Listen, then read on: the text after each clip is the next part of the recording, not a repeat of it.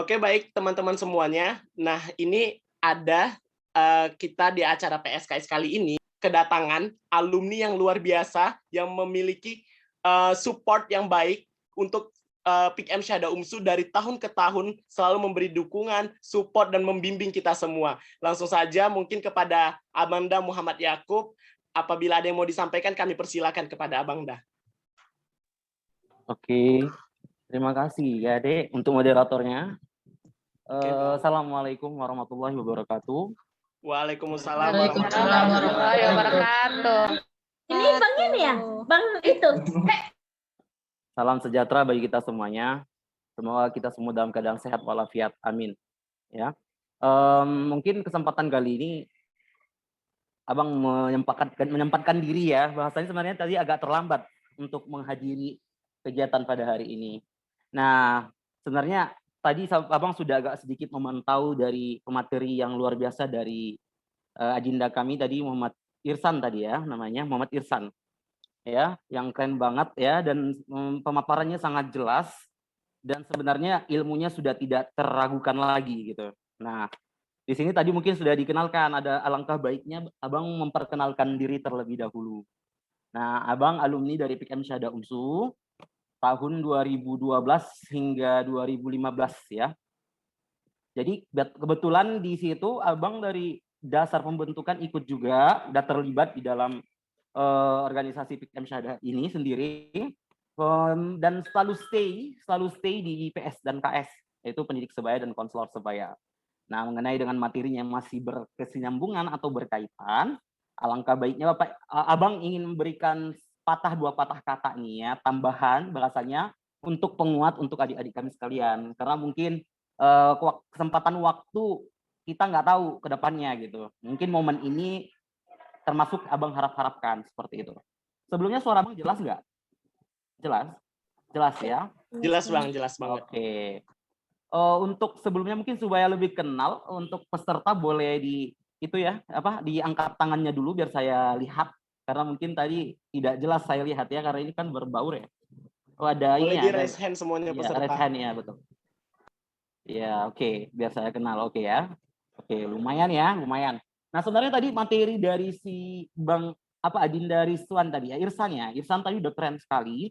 Semua sudah mencakup dari segi untuk kita dibekali ilmu pada saat kita ingin menjadi konselor sebaya, dan tentunya pendidik sebaya itu semua kita sudah berhak menyandang pendidik sebaya apabila kita sudah ikut serta dalam kesuksesan program-program PIKM Syahada UMSU.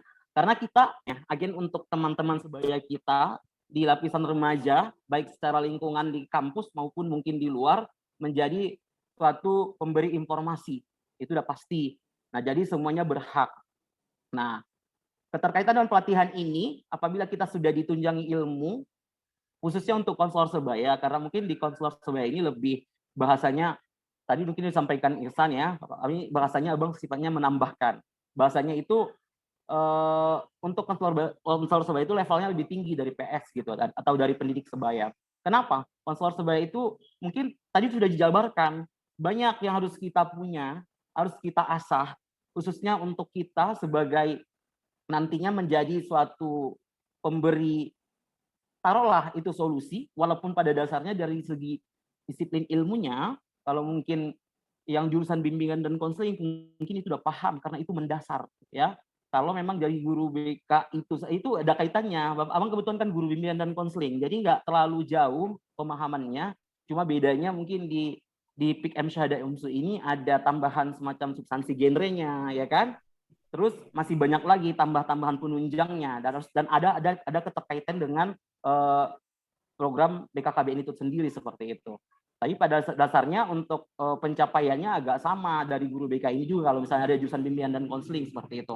Nah, yang paling penting seperti tadi, kalau kita itu menjadi seorang konselor sebaya itu, terpenting itu adalah kita harus memiliki azas kerahasiaan. Itu tadi disampaikan. Ini terus abang tekankan terus ini, karena mungkin ini salah satu kunci kita menjadi sebagai konselor sebaya. Kenapa? Di kerahasiaan itu adalah kunci kepercayaan orang kepada kita. Begitu. Karena kita lihat aja tingkat guru BK saja masih ada kadang di antara kita saja dulunya masih kurang percaya dengan guru BK seperti itu. Padahal itu disiplin ilmunya guru BK loh. Itu kuliah 4 tahun memahami tentang semua teknik-teknik dari bimbingan konseling itu, teknik-teknik pendekatan dengan siswa-siswa seperti itu. Itu pun terkadang kepercayaan kita itu sangat kurang gitu. Nah, jadi perlunya menanam kepercayaan kepada diri kita berkaitan dengan sikap serta perilaku kita sendiri. Nah, jadi proses konseling itu adalah prosesnya, ya. Di dalamnya itu terdapat ada 2, ada namanya tadi klien ya. Kalau sebenarnya lebih fenomenalnya kalau di ilmu perbekaan itu namanya klien bukan klien, cuma sama aja tujuannya ya, untuk menyamaratakan pemahaman. Mungkin anak-anak kami ada dari matematika kurang mungkin memahami ataupun jurusan ekonomi dan lain-lain, perlu Abang luruskan biar tidak salah persepsi ya. Tujuannya tetap sama ya. Sebutan bahasa umumnya itu adalah klien. Klien itu siapa? Dia yang ingin bantuan ya. Ataupun istilahnya kalau kita bahasakan kalau di PIK itu adalah solusi, ya kan, mengharapkan solusi seperti itu. Nah, setelah itu ada klien, pusat utama kita ya. Dia adalah pokok kita, pusat utama kita. Nah, jadi kalau misalnya kita ada klien, ada konselor ya. Konselor itu siapa? Ya kita. Ya, kita yang memiliki ilmu pemahaman tentang apa namanya itu, untuk memberikan kepada dia nanti suatu ya bisa dikatakanlah untuk umumnya solusi atau bantuan. Nah, tapi jangan salah, Abang kasih kunci di proses konseling itu atau konselor itu di dalamnya itu tidak boleh bahasanya memaksakan ya. Kalau misalnya kita ingin memberikan solusi, kamu harus begini loh. Tidak bisa seperti itu. Makanya itu tadi ada sikap-sikap konselor itu harus seperti apa. Nah, kita harus mendengar dia, kita harus menjadi pendengar yang baik, dan kita tidak boleh membuat dia tidak nyaman supaya dia percaya ke kita. Nah, bagaimana untuk mempercayai kita? Caranya kita harus menyambut dia dengan baik, bahagia. Kita nggak boleh misalnya langsung mematahkan bahasa dia walaupun terkadang dia salah.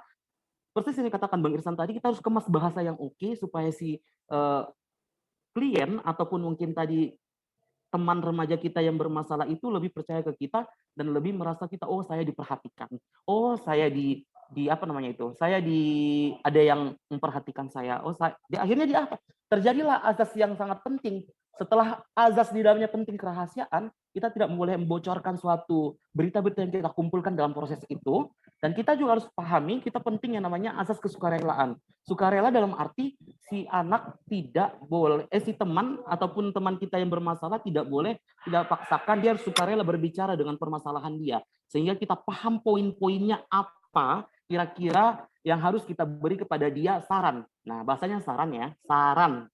Jangan dipaksa. Nah, pada akhirnya proses itu selesai, kita buat proses itu sudah berhasil, kita kasih saran, dan mudah-mudahan berhasilnya tingkat proses konseling itu sendiri adalah si teman ataupun mungkin si klien itu bisa menyelesaikan permasalahannya. Paling tidak dia datang lagi, dia sudah punya bahasa perkembangan permasalahan saya seperti ini. Nah, pasti di situ kita sudah mulai melihat bagaimana kira-kira proses itu, apakah kita berhasil apa tidak sebagai konselor.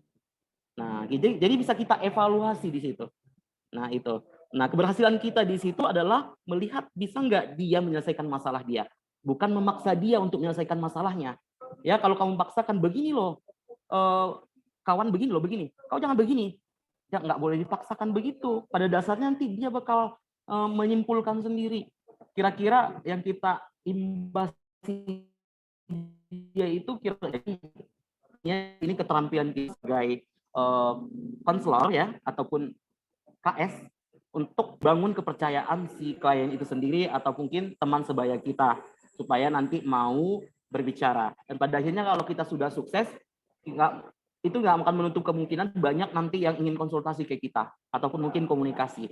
Nah, berkaitan dengan berkaitan dengan ilmu konseling itu juga, bahasanya tadi kalau sekarang kan pandemi, jadi nggak bisa menggunakan bilik konseling. Di PIK Syahada UMS itu ada bilik konseling. Kalau mungkin lihat ruangan itu ada kacanya, itu sudah didesain sedemikian rupa supaya tempatnya itu aman, nyaman, dan nanti pada saat proses proses konseling itu sendiri itu berjalan dengan lancar dan si klien itu sendiri mendapatkan hasil yang diharapkannya. Nah, kenapa ada kaca? Itu ketentuannya. Kaca itu tujuannya supaya menghindari hal-hal yang tidak diinginkan. Jadi dia transparan dari luar gitu. Mungkin satu aja yang penting di situ, isi dari yang dibahas di dalamnya rahasia karena mungkin itu agak kedap ya, agak tertutup. Jadi memang itu tujuannya supaya tidak bocor suatu permasalahan yang mungkin ingin dirahasiakan dan tidak ada namanya kepercayaan si klien sendiri ke kita itu tidak rusak seperti itu.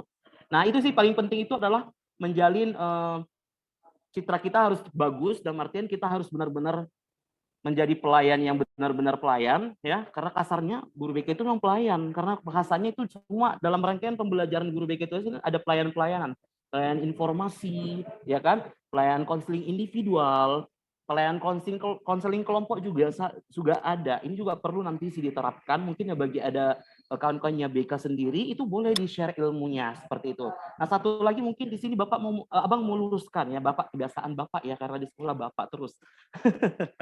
Nah, jadi yang meluruskan mungkin ya nanti tidak salah persepsi. Nah, masalah mungkin tadi pemapar menyampaikan ya disalahkan pemaparnya karena mungkin beliau menginformasikan sesuai yang didapatkan. Balik lagi nih kebiasaan kita di PIKM Syahada UMSU karena nantinya peserta-peserta yang berapa orang ini yang bakal nanti akan menjadi penerus stafet pimpinan PIKM Syahada UMSU ke depannya. Udah jelas ya, sepakat ya itu ya, ke depannya. Mau siapapun itu kita nggak tahu, otomatis ini harus tahu, informasinya harus menyeluruh. Bukan berarti tentang permasalahan konseling ini, masalahnya berkaitan dengan bimbingan dan konseling. Bukan berarti ini hanya untuk guru jurusan bimbingan konseling saja, tidak. Semua berhak dengan catatan mau memahami, mau mempelajari. Itu ya, sepakat semua ya, mau ya. Dari beberapa fakultas harus mau, tidak hanya di FKIP saja seperti itu atau khususnya di bimbingan dan konseling. Jadi harus mau mendengar, itu paling penting. Nah, tadi terkait yang Abang bilang tadi ada sedikit lagi yang Abang sangat perlu sampaikan. Kebiasaan kita di kampus ataupun di PIKM Syahada UMSU keadaan kadang tidak sama dari tahun ke tahun. Abang selama berapa tahun dari 2012 sampai 2015 itu Abang tetap stay di PSKS, pendidik sebaya dan konselor sebaya. 12 sampai 13 Abang sebagai anggota di divisi PSKS dan ke sisanya Abang pernah menjabat sebagai pimpinan di divisi PSKS ataupun mungkin bahasa sekarang apakah sudah berubah redaksinya apa Abang nggak tahu, kurang lebihnya Abang pernah sebagai pimpinan di situ. Jadi tujuannya Abang sampaikan apa? Selama pengalaman Abang di situ di PSKS, jadi tidak serta-merta yang di PSKS itu harus memang semua sudah pelatihan. Cuma sekarang karena sudah ada kecanggihan teknologi digital sudah ada, pandemi juga menuntut kita tidak boleh tatap muka. Alangkah baiknya semua peserta ataupun semua relawan harus mengikuti prosedur ya pelatihan PSKS itu sendiri supaya memiliki bekal nantinya menjadi pengurus nantinya di PIKM Syahada UMSU, itu udah pasti. Nah, jadi kalau mungkin sebelumnya itu ada juga kok sebenarnya kenapa harus latihan biar bisa di PSKS, harus bisa jadi KS atau konselor sebaya, tidak. Kalau memang kira-kira ada, tapi diutamakan mereka difasilitasi seperti itu ya. Jadi bukan bentuk kemungkinan nanti misalnya kita tidak punya giliran nih, ya kan dulu kan modalnya tatap muka, misalnya di hotel ada pelatihan PSKS, berarti kita ke sana gitu. Nah, Abang juga dulu bahasanya nggak pernah dapat jatah untuk pelatihan PSKS itu dulu gitu. Jadi tapi tetap kok Abang di PSKS gitu. Jadi itu bukan menjadi suatu patokan kita menjadi memahami tentang PSKS itu sendiri atau mungkin harus memahami tentang substansi genre itu sendiri. Jadi kita harus membuka diri kita harus belajar dari berbagai sumber, tidak harus mengikuti pelatihan begini-begini. Tapi kalau memang kesempatan ada, kita harus manfaatkan itu sedemikian rupa dan kita amati supaya kita bertambah pemahaman ataupun mungkin bertambah ilmu kita pastinya tentang pemahaman tentang itu sendiri gitu. Jadi perlu Abang kasih bekal kalau kuncinya menjadi konselor sebaya, yang pertama itu kita harus menjaga citra kita supaya orang percaya ke kita. Itu ya. Yang kedua, otomatis kalau orang percaya ke kita harus menjaga rahasia dan kita tidak boleh bocor gitu. Kalau kita biasa orangnya suka gibah dan suka ngebocor, ya berlatihlah supaya untuk mengontrol diri, ya kan? Berlatihlah untuk jarang-jarang nonton Warintil, ya kan? Karena di Warintil seringnya kan, itu banyak gibahnya, ya dikurangin gitu loh. Jadi intinya kita harus menjadi pendengar yang baik, kita harus beri mereka itu pelayanan yang baik supaya mereka juga percaya ke kita. Apabila orang percaya ke kita, tiba-tiba nanti itu udah rame aja itu. Artinya nanti MLM ya kan, mulut ke mulut itu bakal bicara, itu oke loh, aku punya masalah begini-begini, itu di PIK itu bagus loh, ada konselor sebayanya. Maka secara tidak langsung kita dipromosikan dengan sistematis seperti itu. Jadi tanpa kita capek gitu kan. Jadi pada dasarnya kepercayaan itu harus dibangun. Kita itu harus, kalau kita orang mau percaya ke kita itu harus membangun pribadi kita yang baik, yang humble, yang bisa menjaga perasaan orang lain. Itu yang pertama. Dan yang kedua, yang terpenting itu jangan lupa azas kerahasiaan adalah segalanya di dalam proses konselor itu sendiri, proses konseling itu sendiri. Kalau mau jadi konselor, kamu harus memahami ilmu tentang azas kerahasiaan supaya kamu tidak menjadi bocor itu tadi kan. Nah, itu saling berkaitan. Dan terus sisanya jangan memaksa orang, biarkan dia hadir sesukarela dia. Itu termasuk azas sukarela. Itu ya, itu poin yang terpenting dalam proses bimbingan proses konseling itu sendiri, ya kan?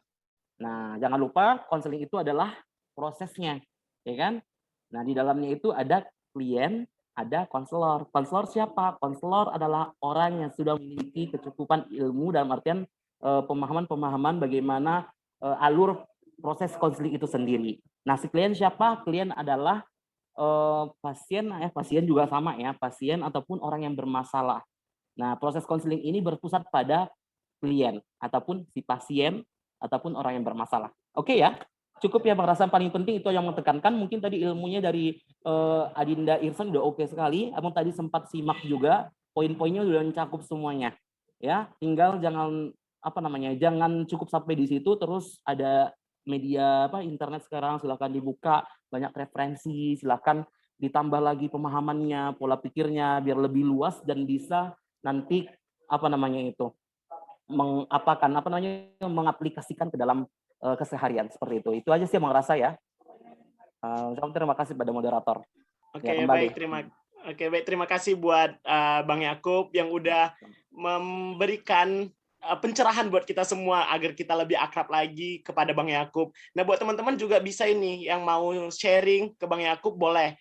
Karena Bang Yakub boleh banget. Bang Yakub itu terbuka buat kita semua PKM Syahada UMSU, dan Bang Yakub ini juga merupakan salah satu divisi PSKS. Nah, jadi teman-teman juga bisa sharing mengenai PSKS kepada Bang Yakub. Nah, sekali lagi kami ucapkan terima kasih kepada Bang Yakub yang selalu mensupport kami. Terima kasih banyak, Bang.